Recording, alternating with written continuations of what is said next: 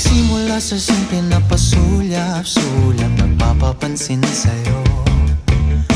Umabot sa palitan ng mga mensahe, kilig na kilig ako. Kumusta, kain na, hello, magandang umaga. Ingat ka, pahinga, huwag kang masyadong magpupuyat pa.